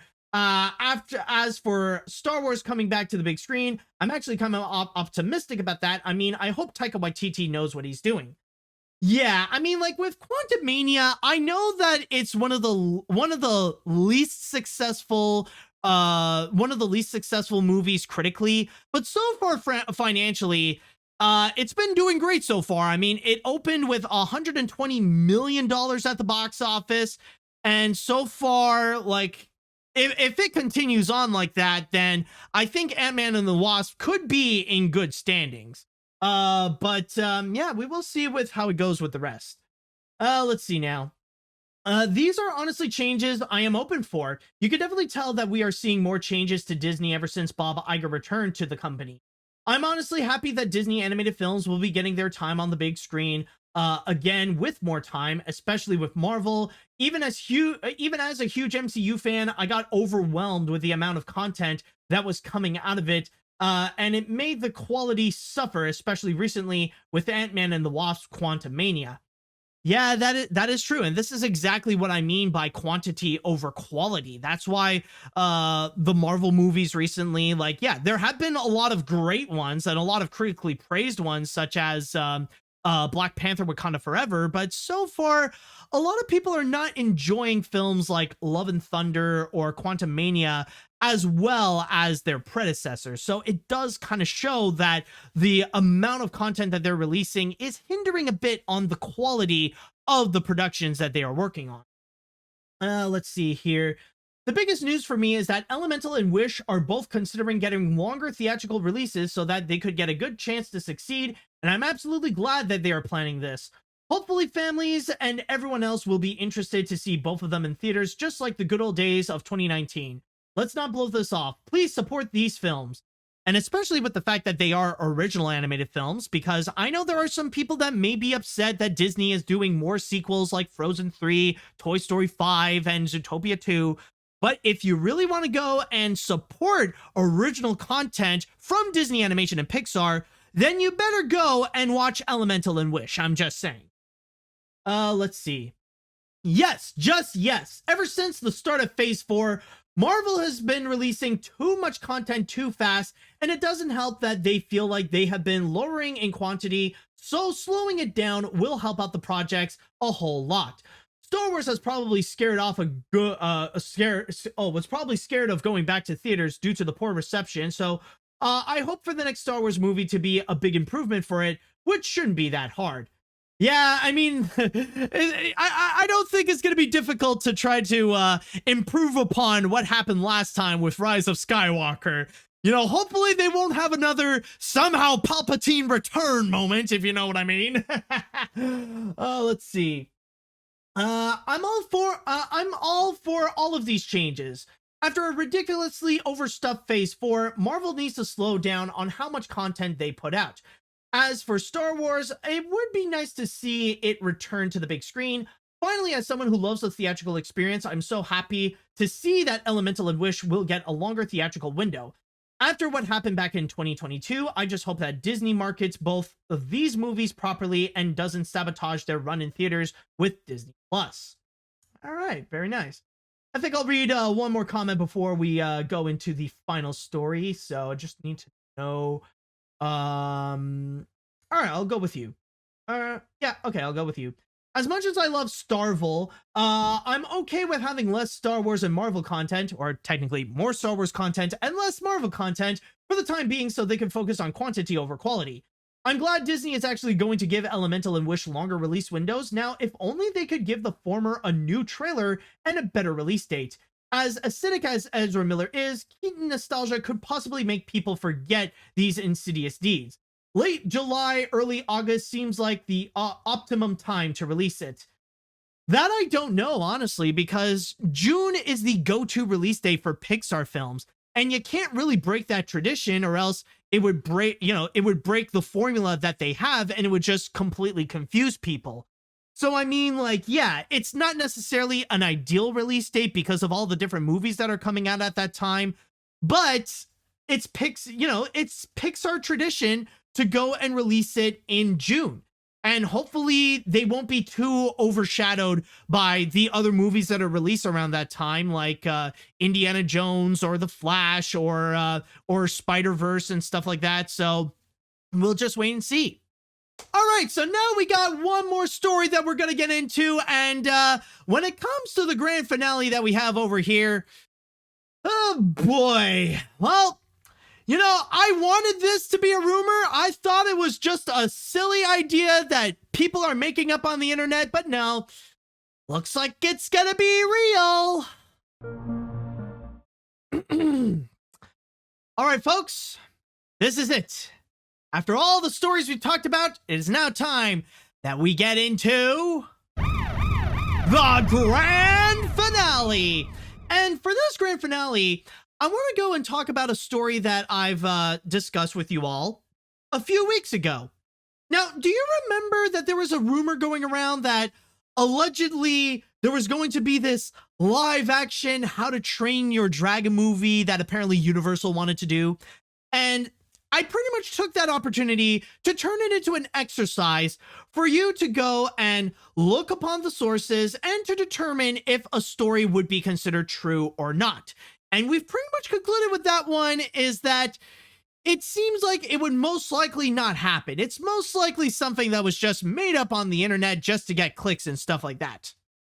So we did all that, and it was a fun exercise, and hopefully you are still doing that in order to make sure that you do your research well and that you know what are your true sources and you can determine what is real and what is fake. But in this instance here, well, guess we gotta go and talk about it again because, guess what? It's real. It's legitimately happening. Yes, welcome to the news of How to Train Your Dragon becoming a live action movie. And I can tell you all that the previous reports about what this is going to be, a lot of it is actually true. Like what the sources like Giant Freaking Robot said, it's actually quite real. Like, one thing that I can say is that, yes, what they are doing is indeed a live action version of a How to Train Your Dragon movie. And while there is no 100% confirmation of what this movie is going to be, they didn't necessarily say if this is going to be a live action remake of the 2010 movie or if this is going to be like a sequel or something like that. It looks like it might most likely be a remake. And this is actually based on one little passage through my source here on The Hollywood Reporter, where it states, this new dragon will adapt the trilogy of movies that were made by DreamWorks Animation and released in the 2010s to great acclaim. So chances are, yeah, this could be a remake. And on top of that, another thing that has been confirmed is that they are indeed going to be bringing in Dean DeBlois to work on the feature. And you guys probably know Dean DeBlois. He is one of the big heads of How to Train Your Dragon. He was the director of all three movies. And in the first one, he was the co-director alongside Chris Sanders. But in this case over here, he is going to be the leader of this live action How to Train Your Dragon movie. He's going to produce, he is going to write, and he is going to direct it, which technically means that this is going to be the live action debut of Dean DeBlois. But not only that though, but another thing that has actually been confirmed is actually going to be a release date. Yes, Universal has officially set a release date of when this is going to be coming out. And it actually states that it is going to be released on March 14th, 2025, which is actually worth noting that it's not specifically that date, but it will be released around the 15th anniversary of the original How to Train Your Dragon. And even in this article over here, they are aware that what they are doing, yes, it is very reminiscent to the current trend that Disney is doing of turning their animated features into live action films, and that this is indeed a major risk what they are doing. So just reading from my source here on Variety, one thing it actually states, let's see now. Oh, actually, here. Here, I'll go and add that though. Let's see.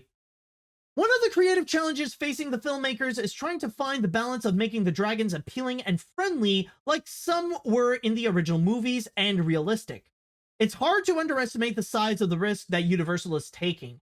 On one level, the studio is journeying down a path already trod by Disney, which had made live-action adaptations of its animated classics as major parts of its slate. It's a strategy that has yielded billion-dollar hits such as Beauty and the Beast and Aladdin, and strong creative takes such as Cinderella and Cruella. But it also generated less well-received films such as Lady and the Tramp and stinkers like Pinocchio. And there's the danger that the latter can tarnish the beloved nature of the classics or characters, although that can be hard to quantify. It's unclear whether in success, Universal would seek to translate other DreamWorks animation movies into live-action realm, like Shrek or Kung Fu Panda. This is, however, the first time a live-action remake is being overseen by the same creator as the animated source material. So yeah, that's the thing. We are indeed getting a How to Train Your Dragon live-action movie. Oh, and one more thing. They also added that another producer that's going to be working on this is actually going to be Mark Platt, who previously worked on movies such as Legally Blonde, La La Land, and is also going to be a producer for the upcoming film adaptation of Wicked. So yeah, the rumors turned out to be true. And with this confirmation, let me just go and express a little bit of my thoughts. There's just one little first reaction that I would like to go and express. So if you excuse me. Guys, freaking dang it, they're actually doing it. This stupid idea is true. They're actually gonna do this crap. Holy crap. What? Why the fridge? Who asked for live action How to Train Your Dragon? Who the fridge thought this was a good idea? Why? What the frick? Why are you doing this, DreamWorks? No, not DreamWorks, Universal. Why would you want to turn How to Train Your Dragon into a live-action movie? Is this really something that you're demanding? That they closed off the franchise. Why? Okay, I needed that out of my system. But, yeah, and by the way, just to let you know, people, I want to give you all a little bit of advice. When you are faced with moments like this, when something that you've always been said that it's just a rumor, it turns out to be true, just letting you know that mayonnaise and ketchup combined together actually goes very well with crow. I'm just gonna go and say that. But anyways, yeah, as you can tell, I am not a fan of this idea. Like, not only do I find this to be so unnecessary, but it just feels disrespectful to the medium as well. I mean, we've already had many of these discussions before with what Disney has been doing, and now it feels like it's putting in a very dangerous precedent where now other studios are going to try once again to try to cash in on what Disney is doing with these live action remakes, and now they're going to take their turn to turn their animated features into live action movies. And that is, if that is going to happen, then honestly, I am not excited for it whatsoever. Like, it makes me worried if there are going to be other companies as well that are going to go and jump into the trend. That is, if we see How to Train Your Dragon becomes successful, and then Universal is going to make more, and then we'll probably see other companies like Paramount or Sony or even Netflix that they would go and make more live action adaptations of animated projects. Well, I mean, technically, Netflix has so far already been trying to do that with live action adaptations of animes like Death Note and Cowboy Bebop, and they're going to do it again with One Piece. But yeah, so far they've not been getting a good track record with that. I can guarantee you that. Oh boy, but like honestly, they're like, I feel like this is something in which, like, what hasn't been said already? This just feels like a completely stupid idea and a massive disrespect for both the franchise and for the medium in general. I just, like, it's an idea that I feel like it's just absolutely unnecessary. And not to mention, like, I've already said that a little bit before, but like, technically How to Train Your Dragon is already done. It's already over. Like, why do you need to continue the franchise again? Like, technically, the whole point of the Hidden World is to go and conclude the big arc between Hiccup and Toothless. It's to go and conclude our entire journey of How to Train Your Dragon with the island of Berk to, to say that it's all over. We don't need to get back into, like, hanging out with dragons and learning more about different dragons like Night Furies and stuff like that. It's done. Like, they've already concluded everything. We don't necessarily need any more. And even some of the new stuff that they would bring out with How to Train Your Dragon, it's mostly unnecessary and not even that good in the first place. So honestly, I don't see why adding a live action feature would go and legitimately add anything of substance.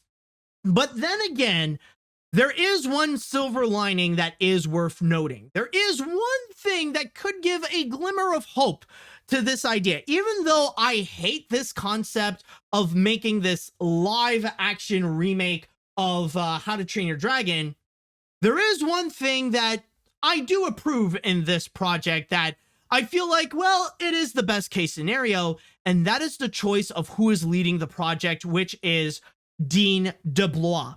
If you're going to get anyone to go and make this movie, it's definitely this guy. And like I said before, this is the man who has been behind the How to Train Your Dragon franchise for so many years. In fact, I would debatably say for maybe over a decade even, or even just like 10 years and stuff like that, especially with ever since like the very first How to Train Your Dragon, where he collaborated with Chris Sanders, and then he continued on with the second film and with the third film. So this is the guy who definitely knows the inside and the outside of How to Train Your Dragon, and not to mention that he plays one of the biggest roles in making How to Train Your Dragon one of the most beloved DreamWorks franchise of all time. And especially with the works that he has done with the sequels, especially with the second one, for me personally, I highly admire what he did, especially the second movie. Like, taking what they've already created in the first and really elevating that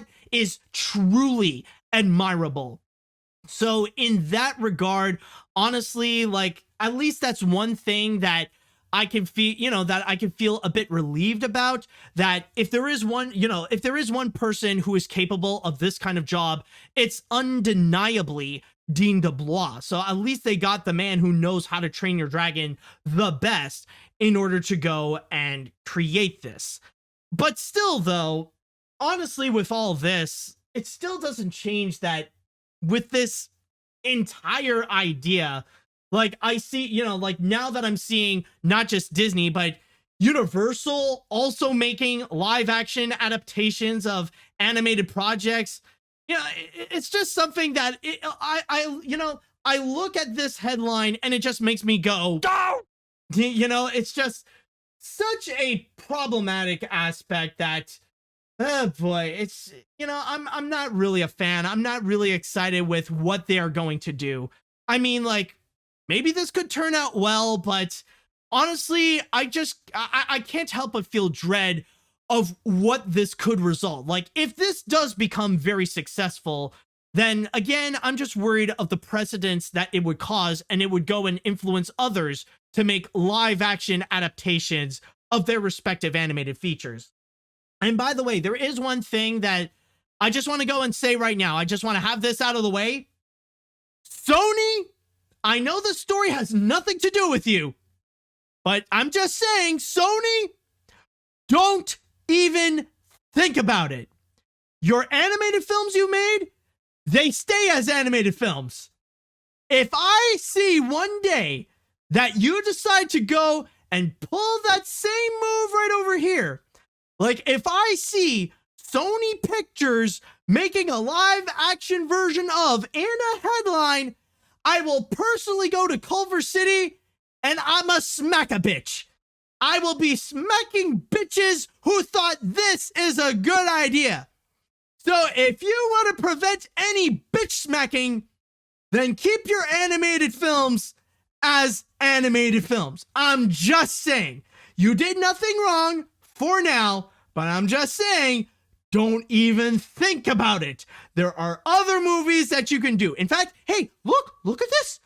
It's Spider-Man. Ooh, you like Spider-Man. Spider-Man makes you lots of money. Eh? You want Spider-Man? Go make more Spider-Mans. Go make all your Spider-Mans that you want. Go make all your villain movies. You know, go make more of those. Forget about live action versions of your animated films. Go make more of your Spider-Mans, okay? Go have fun with that.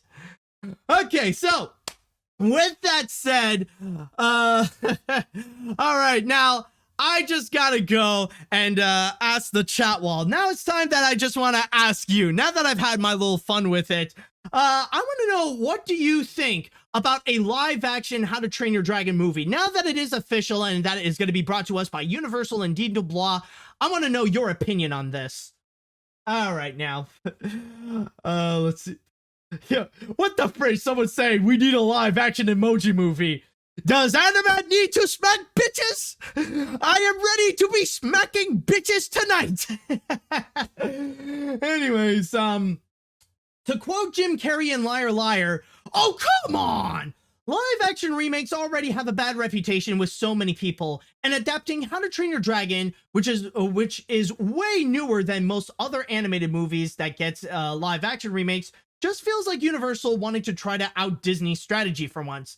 But then again, Dean DeBlois working on this might actually ensure that it will be decent at the very least, but right now, he is treading on some very thin ice.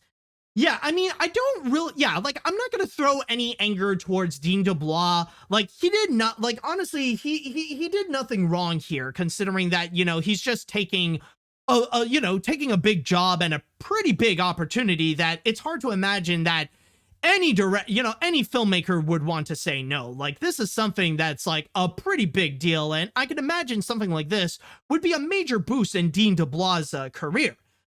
But still, though, like, yeah, the project that he's going to be working on, I think he's got to deal with the fact that conceptually people are not going to be on board with it. Let's see what we got here. Even with Katzenberg gone, it seems DreamWorks can break their habit of copying their competitors and hoping to profit off of them. This is just an awful idea on all fronts. I can't imagine how ugly the dragons will look in live action. I mean, I can, but I really don't want to. This is why we all need to see Tron Legacy instead of Tim Burton's Alice in Wonderland and Muppets Most Wanted instead of Maleficent. We could have stopped this plague of awful live action remakes before it began. Maybe you're right, but sadly, we have to live with how things are right now. And also, I just want to go and comment immediately. I don't know what DreamWorks Animation's involvement is going to be in this, because so far they're saying that Universal is doing this. I don't know if we even have a confirmation of what DreamWorks Animation's role is going to be with this feature. So just want to go and explain that right there. Let's see now. Oh, hell no. This is real. Are you freaking kidding me? Who would ask for this? Who would ask for a live action How to Train Your Dragon reboot? I know How to Train Your Dragon is a pretty successful franchise, but does it have to be like this? Why is Universal trying to do what Disney is doing with their live action reboots? This is honestly not what we asked for. I mean, if Dean DeBlois is involved with this, then maybe he can pull it off, but who knows? What's next, Shrek or Megamind? I mean, let's be honest. We all know what the reason is. I mean, that's self-explanatory right there. Let's see now. Oh, those poor innocent souls on Twitter. They think this live-action movie will adapt the books. Yeah, no. That's not what Universal is looking to in making a live action adaptation of How to Train Your Dragon. The books were familiar enough to get an animated film for the 2010 movie, but the movies are more popular, and that's what they'll do. I am not surprised this would happen with other studios. I'm surprised it took this long. Well, at least it's not LAing El Dorado or live actioning El Dorado or Sinbad.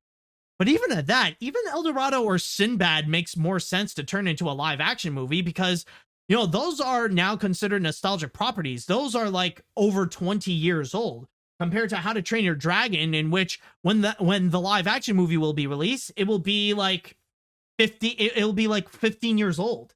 Ridiculous. Let's see now.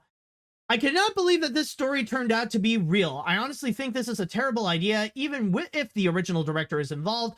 The fact that it's a live action remake, no different than what Disney is doing, is just insulting. Seriously, what's next? Is Universal going to make a live action remake of The Land Before Time and giving it the Lion King 2019 treatment and make the characters realistic but give them no emotion whatsoever? I don't know, but I'm just saying, don't give them any ideas. I think I'm going to read one more comment before we go and cap this all off. Let's see. Who has a comment? Okay, I'll go with this one. Is this really necessary? Didn't we already have a live action How to Train Your Dragon? It's called Pete's Dragon. Just watch that and you'll see the live How to Train Your Dragon.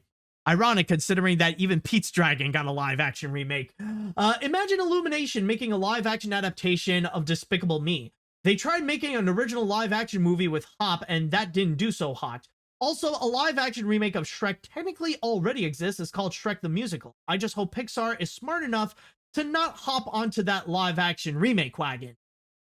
Keep in mind, again, I just want to keep you guys in mind that when it comes to these live action remakes, it's the main studio that is responsible for that. It's not necessarily the animation studio's fault on that. It's not DreamWorks Animation's fault that this is a thing, and it's not Disney Animation's fault that those live action remakes are a thing. So just keep all that in mind. But with all that said and done, I think that should do it for today's episode of AniMat's Crazy Cartoon Cast. Thank you all so much for joining me on this wacky little adventure, and stay tuned for more crazy news that's going to be coming in that we will be talking about in AniMat's Crazy Cartoon Cast. And also, just a little heads up that later tonight, I will be joining Paleo Steno's podcast, in which we are going to be talking about the nominations for the Annie Awards. So if you head on down to Paleo Steno's Twitch channel, which I think it's also called Paleo Steno, then you can go and freely check that out. But also, at the same time, just want to remind you all, don't forget to go and subscribe to my Twitch channel, AniMat Live, and also the AniMat's Crazy Cartoon Cast podcast YouTube channel, as well as following me on whatever podcast service you listen to regularly, such as Spotify, Google Play, Amazon, or iTunes. So, with all that said and done, I would like to say thank you all so much for listening. Thank you all so much for watching, and until next time, see you later, dudes!